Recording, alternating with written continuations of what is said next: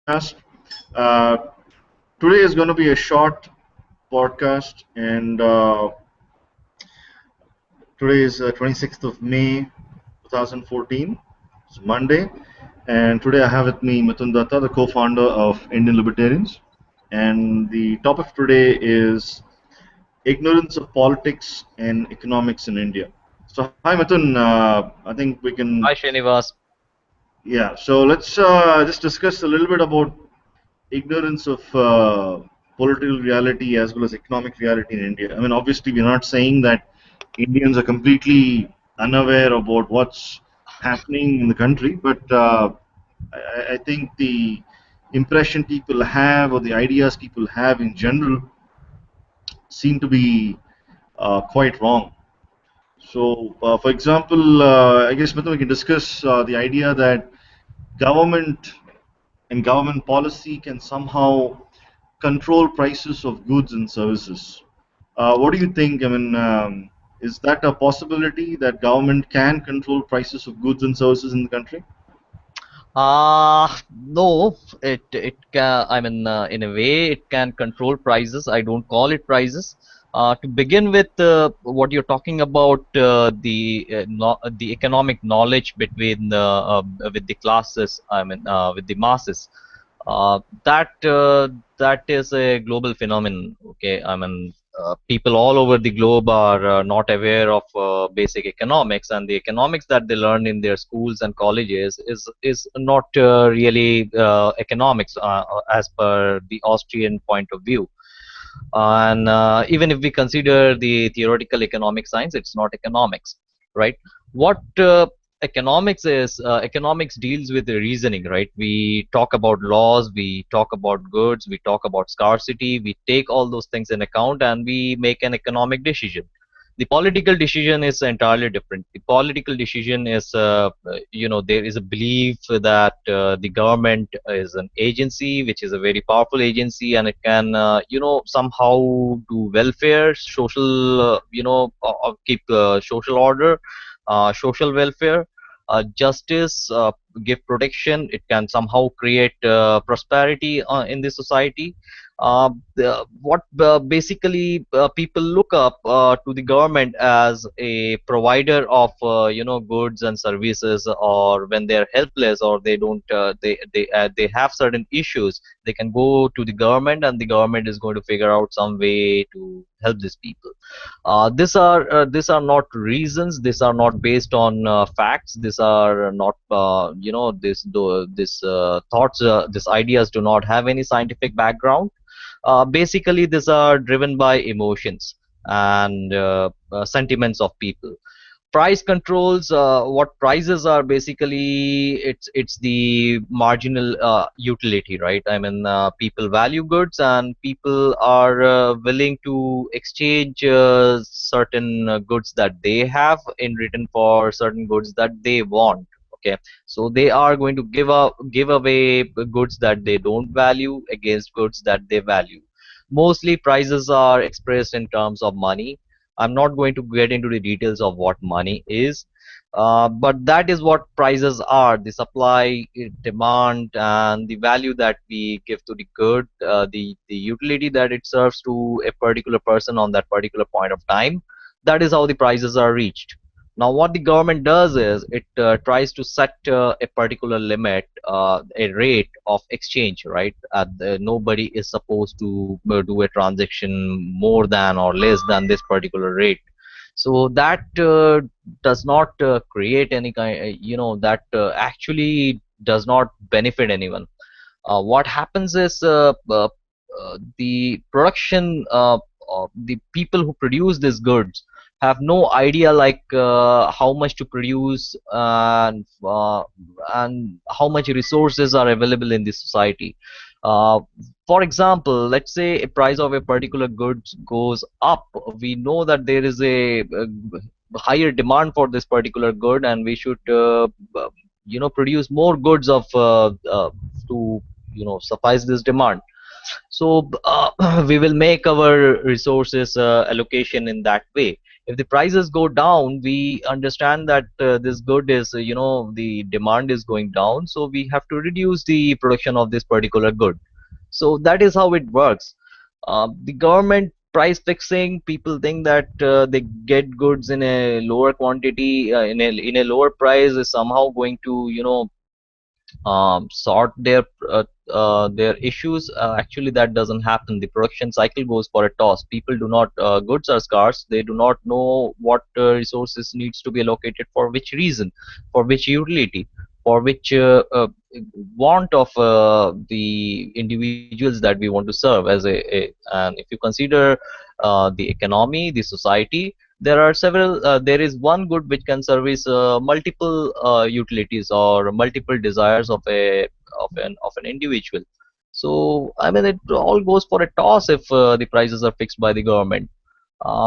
People are also irrational. For example, they believe in, population control. They believe that, governments can set up laws. You already know about certain laws which, are harms people. Regulations like increasing duties, protectionism, subsidies. This do not create more wealth. You know what wealth is, right, Srinivas? Capital goods. Yeah, I mean, see, the basic thing is that people's assumption, uh, once they become adults, that they can vote. They assume that they can just vote somebody in power, and A, B, C, whoever it is in power, uh, and that they can promise certain things, and they will assume that the person can deliver on promises such as bringing down the price of goods and services across the board. That's controlling inflation. Uh, and for example, that they can provide you with, uh, say, excellent security for the borders, or it could be things like trying to bring the trade in balance. Essentially, what these people believe is that through political solutions, that they can override and overcome economic problems. For example, as you mentioned about scarcity, right? So scarcity occurs naturally, and also scarcity can be created artificially by government decree and government regulation. So, in cases where there is natural scarcity, I think it's quite obvious that people should try and avoid and get rid of the assumption that the government can somehow overcome naturally occurring scarcity. And also, in cases where there is a possibility of abundance, you will see that when government tries to enforce certain regulations, that they tend to increase scarcity or rather reduce abundance certain goods. So, as you mentioned on overpopulation, for example, what many people do not know is that the whole of the world's population can be actually fit into the complete US, the United States of America. And it's not that the whole of Earth is so populated that there is no space at all, or there will be a kind of Malthusian end to humanity and things like that. People have a very wrong notion that that population is too high, hence it is causing scarcity of food and things like that. Yes, of course, if the resources get consumed faster than they can be produced, then yes, but it's not true in this case. People who believe in such things have no clue about economics and about the evolutionary history of man. They do not know simple facts that, for example, we have far more abundance of food than what we had even before the British rule in India. People assume that India had abundance of goods in almost anything and everything before the Mughal Empire formed, or before the Mughal invasions, or even before the British. But it's not true. The standard of living is far more higher now. Now, people might say that the standard of living is far more higher now because we have the Indian government enabling the steps to a higher standard of living. Now, that is only partially true in the sense that the Indian government is not as socialist as it used to be, and Also, it is false because it's not that the Indian government policies are more capitalist in nature. Is not. It's not that.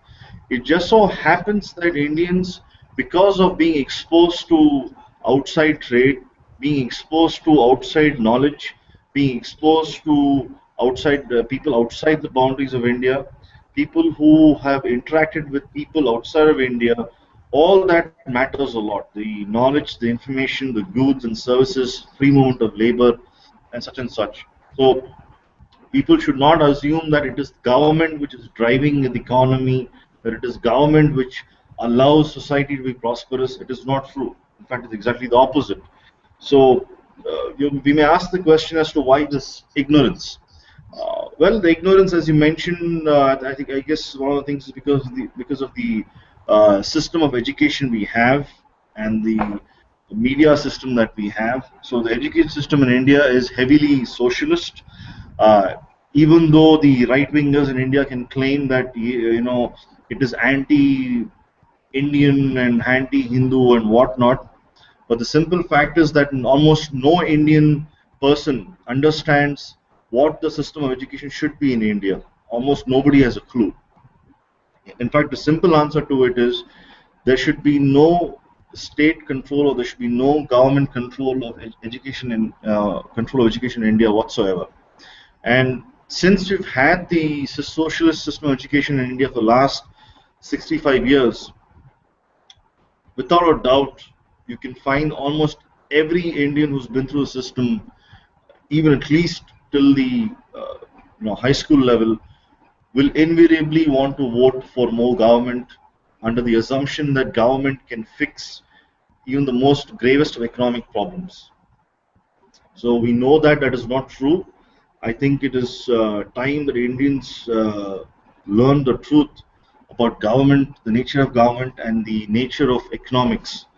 That economic laws cannot be simply wished away by government laws. Whereas government laws can be enforced, yes, but it does not mean that the laws of economics are suddenly erased or overcome by the laws of government. I think what people need to do is, especially the voters in India between the ages of 21 to 40, who form a major voting bloc, uh, they should actually go back and learn to look at history from a different perspective. That what has happened and what has been taught is not what the reality actually is. That is, what they've been told about how the past was is only uh, true by, say, about 10% or so.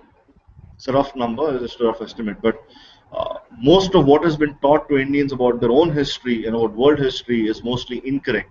In fact, what you mentioned, that most people in the world are ignorant about economics and politics, that is true.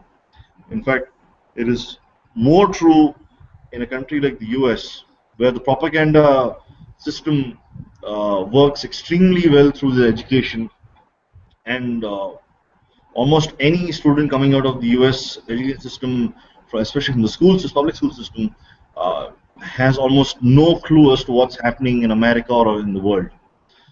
And this is true in Europe as well, although I would say I think this is kind of politically incorrect, but I think I can say fairly safely that the students in Asia and in Europe are slightly better off than the students in America.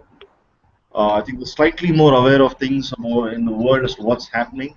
They're slightly more exposed to the truth as compared to the students in America, especially when it comes to things like the foreign policy of the U.S. government. I think it's only in the last 5 years, with regard to the Ron Paul movement and everybody else who are dedicated to exposing the truth about American government.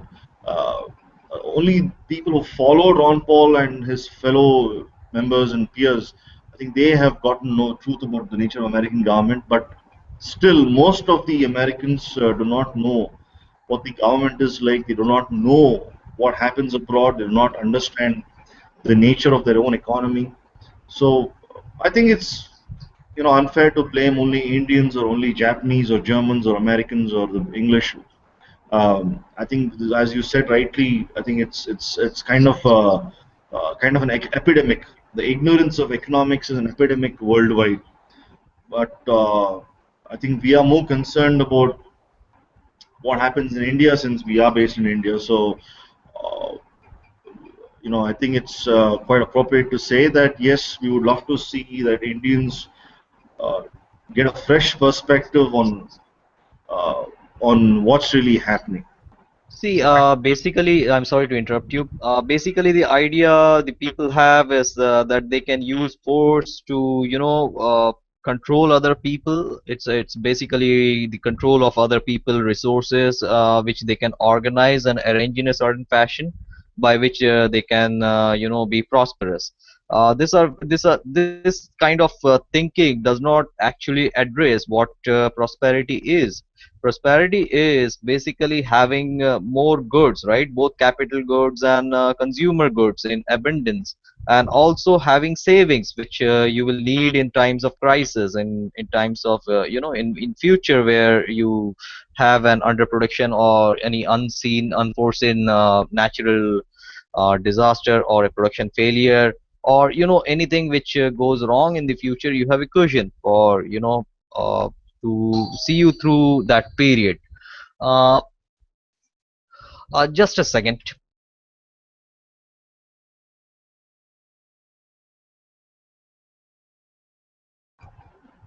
Okay, while Mithun is away from the desk, uh, let's I'd like to add that. Sorry, I'm Yeah, back. go on, go on. Yeah, yeah. Sorry, I was about to say something because you did. Anyway, yes, Yeah, there was someone at the door. Very sorry about that. that's okay. So yeah, so it's the wealth, right? The goods that people need to create. Now, the idea of government is central planning, right? The government requires all data from people. Now, the problem is, as soon as how the government is going to control, how the government is going to acquire data. It believes that each and every person has to fill up the data honestly. They are going to track what is being produced, how much is being produced. This is where nationalization of goods comes in. They take control of the ports, the amount of goods going out, going in. Then they work with fiat money. So the government is always in when it wants to do welfare. There is a huge demand for people. People, if you ask them, do you want this, they will always say yes. So governments also love to spend for it runs on popularity, the support of the majority. The majority of people requires they desire that most of their wants are fulfilled. The politicians, they promise them goodies. So the government also requires money to spend. What it does is, simply, we are living in an era of fiat money, so it simply prints. People do not understand that simply spending and building infrastructure which does not address creation and production of new goods which can be used in the future, creation of savings. If that doesn't happen, the society generally doesn't progress. See, the government works on a very parasitic mode. It's not a productive mode. The government actually takes away earnings. It deteriorates saving using its deficit spending and increasing the money supply. That creates a lot of distortion. People do not understand that it doesn't create wealth. It doesn't create any new goods. It just consumes good. It provides goods from those people who wants to save goods to those who want to consume it, and that creates a behavioral change as well. People get more dependent on the government. They believe that the government is always there to help them in the future, but in the crisis they realize that the government is really helpless. So this mentality has to change for It is true. of the people. Yeah. Yeah, and to just to add on and to what you were saying so far. So government is essentially not a magic wand that can be just waved on the economy and then make it go well again. So that's one thing for sure. Uh, this other thing I've noticed is that especially the right wingers, the people on the right in general, the nationalists, they believe that they're the most patriotic and that the government is a good force, is a force for good, that people love to be identified in a group, that we should all work towards a common good. We must all work towards collective goal.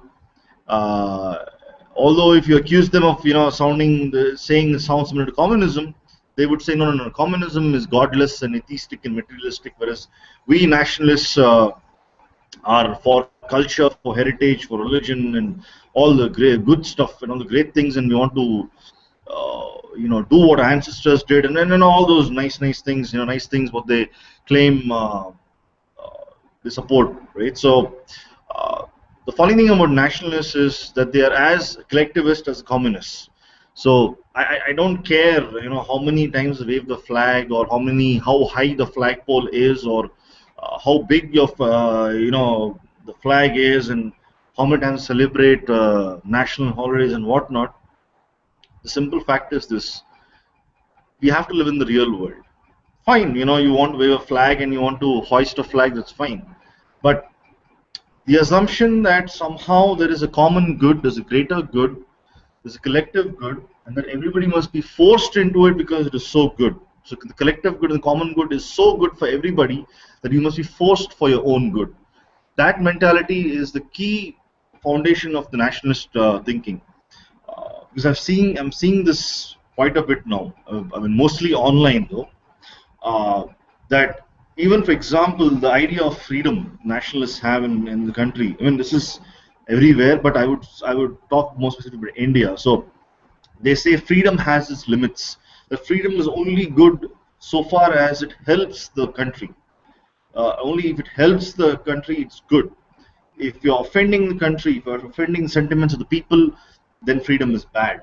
So freedom has its limits. Well, nobody claims that freedom is absolute, not even anarchists, but freedom has limits, yes. But what kind of limits? Well, we differ on that, because with great freedom comes great responsibility. Everybody knows this. So people who generally fear individual freedom most likely also fear individual responsibility. So they're mostly babies. I mean, to name call them, I would say people who are opposed to the idea of individual freedom tend to be babies. Either tend to be babies or tend to be tyrants. So they're either psychopaths or they are babies. So that's what I like to call them. And these nationalists who are kind of on the rise now, even in Europe as well, have this belief that the nation state is all. I mean, it's starting to sound a lot like Mussolini's fascist doctrine. I know it may seem very dramatic for most, but if you go back and read Mussolini's work on what fascism is, I think it's called fascisti or fascismo, I think in Italian. One of the things you will read in his book or his essay on fascism is that the nation state is all. That the individual's existence is only important so far as to the individual helping the existence of the nation state. So the state is all, the individual is really nothing. The individual is at the bottom of the pyramid, the nation is all. So I think the nationalists in Europe as well should realize this. I think I don't think we need to go into details of history, especially European history when it comes to nationalism. We all know what happened there. If anybody wants to know a little bit more about this, they can read Mises' book, Omnipotent Government, Rise of Total War and Total State. I think Right. Indians also take note of this book. It's extremely important, especially the first 5 chapters, or at least the first 3 chapters, especially Mises' commentary on the economic uh, effects of fascism and the rise of the total state. It's very important. I'm not trying to be dramatic. I'm not saying that we are going to see a return of the fascist governments in Europe and in India. No, it's not. It's not like that. But let's not forget the lessons of history. So I think building upon what we said about government being a magic wand on waving on the economy and things like that, I think people should go back and read Omnipotent Government, the book by Mises. So this idea that we are all one and we are a giant blob society and common good, I think let me just say that the idea of this common good is utter nonsense. It doesn't matter whether you're white or black or brown or whatever. I don't care. It doesn't matter because let's face reality.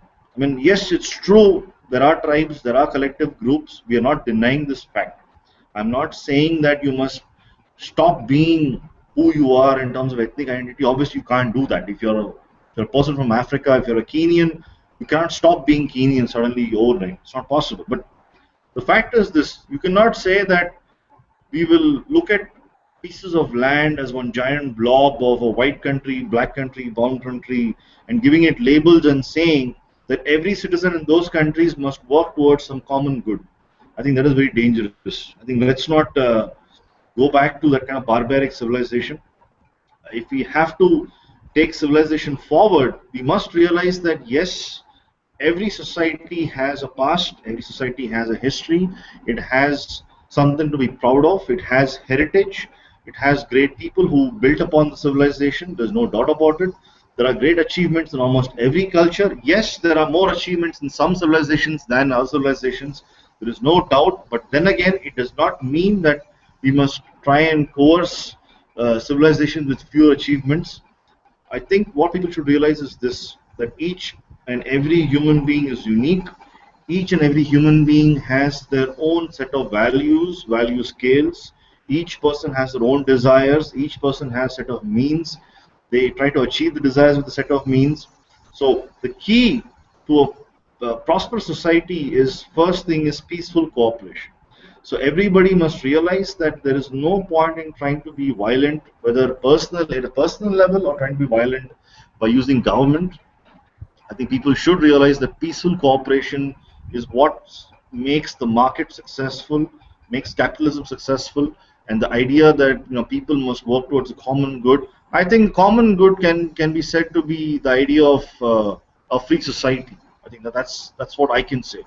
So I think that's my view on the ignorance of politics and economics in Mhm. India. And the solution is education, awareness. I think that is the key. So I guess you have something to add to it, Nathan. Right. You also talked about nation, right? So education basically means questioning everything. What human beings deal with are true values, right? So first thing, when you say that we need to do something for the nation, people should question what the nation is. Nation consists of every individual, right? It consists of your neighbors, it consists of other men who Right. might be living in a different state. So you Right. have to understand like what the politicians or this nationalists are asking. What are they asking? I mean, what are they urging us to do? They say that certain, countries are our enemies. We should, start working more, producing more goods. But what we can have, we can produce a lot of goods, but that is not how the society works. You can have a lot of goods, but those goods may not sell in the market. You will not have qualities. Innovations cannot be, commanded out of people. There might be some other society, you might have produced certain goods in a large quantity. There might be some other, innovation which might have come out, and suddenly those goods that you have produced are not required anymore, or they may not have the optimum quality. You would not have, time to create tools which have been depreciated while creating this goods. So basically, education, as you said, and questioning everything, questioning every thought in a realistic way, not in sentimental or emotional way, is the necessity, or necessary for the society if it has to survive. Otherwise, it will decline into an uncivilized thing. So that's all I want to add, and rest of the things we will be writing, we will be doing more podcasts, so we will go into details of each and into the finer details. So Right. Yeah, I think for now we can end this Google Hangout. It's a tiny experiment we're doing. So if this works out well, I think we'll do the future podcasts as Google Hangouts as well. And we will be adding the other members of Indian Libertarians as well. We'll try and get at least another member on the next Hangout, or at least in the future Hangout. And I think for now we can end this. So I think Mithun, we can end this for now, and we'll see our listeners later. sure, thank you everyone for joining us. Bye bye. See you, everybody. Bye.